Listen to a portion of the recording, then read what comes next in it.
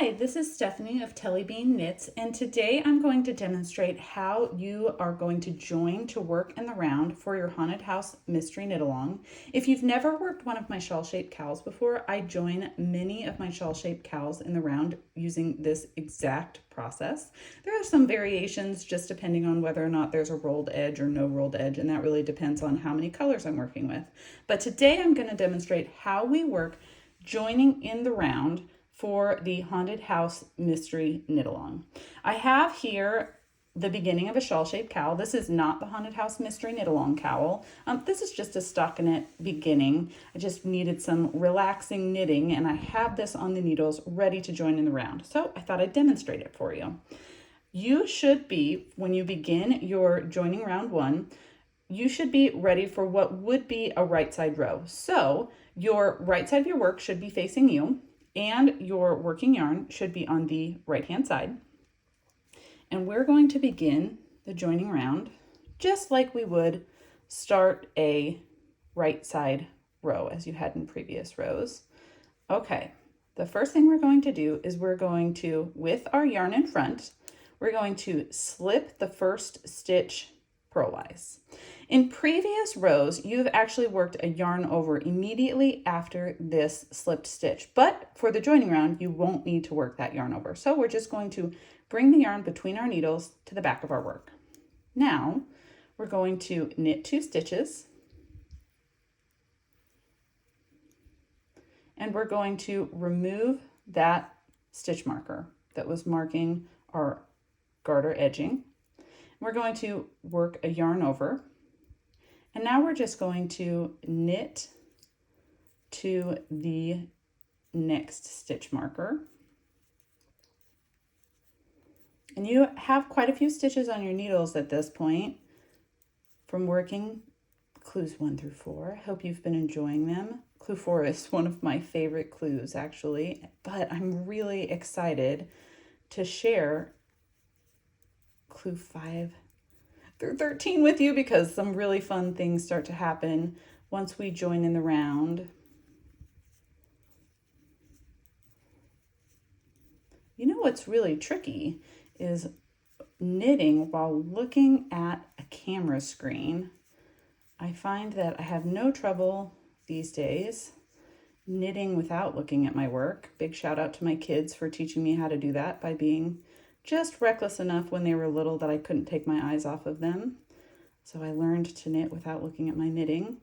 But to make sure I'm keeping things in focus for you, I need to be able to look at the camera while I'm knitting, which is quite tricky. So please excuse any little knit fumbles that happen while I am looking at my hands through my camera. I am nearly to the next stitch marker. Gosh, I love this color. I've been knitting a lot of autumn colors lately, and I am all about the golds and the coppery oranges right now.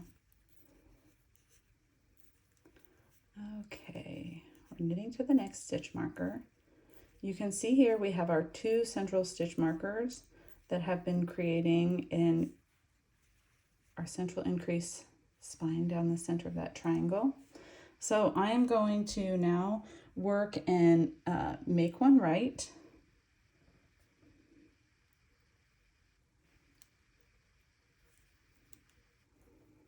Okay, I'm going to leave these 2 stitch markers in place. So I'm just slipping that stitch marker. I knit my central stitch. I slip the next stitch marker, and now I'm going to work my M1, my make one left,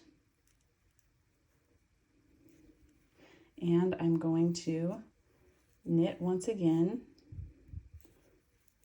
to the next stitch marker.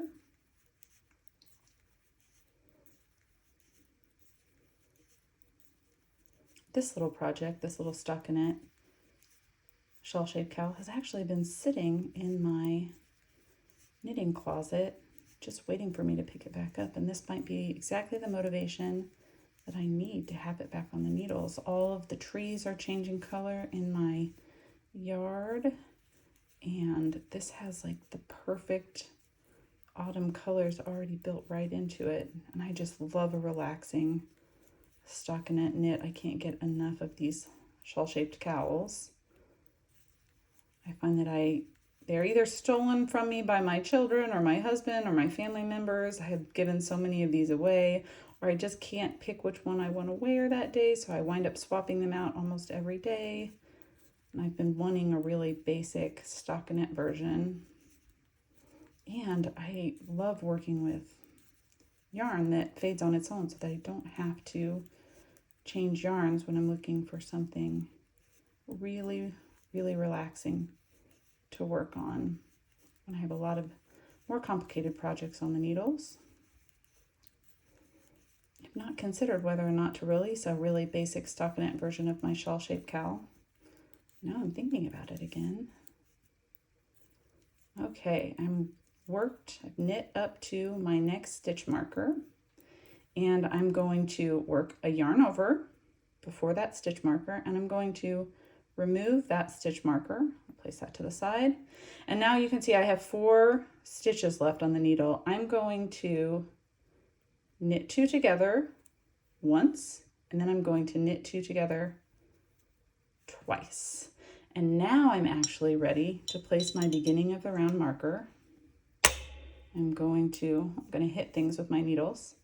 I'm going to bring the other end of my work, of my little triangle, to the end of my needles. I'm going to pick up one of my stitch markers that I removed, place that on the needles, and now I'm going to join in the round. So you can see here I have my garter edge, and the 2 ends have come together. Be careful not to twist your work whenever you do that. It's pretty easy to avoid twisting your work at this point. And for the joining round 2, you actually start by purling those stitches. So I'm just going to start joining round 2 by purling, and you'll purl all the way up to your next stitch marker. I'm going to stop right there just so I can give you a sense. You now have a beginning of the round marker at where the opening, this is going to be your neck opening for your shawl-shaped cowl. And you still have 2 stitch markers on either side of that central increase stitch. So you are ready to start working in the round. And that is how you join a shawl-shaped cowl in the round for the Haunted House Mystery Knit Along. I hope you enjoyed the tutorial and that you're having fun. Thank you so much for following along and for watching the tutorial.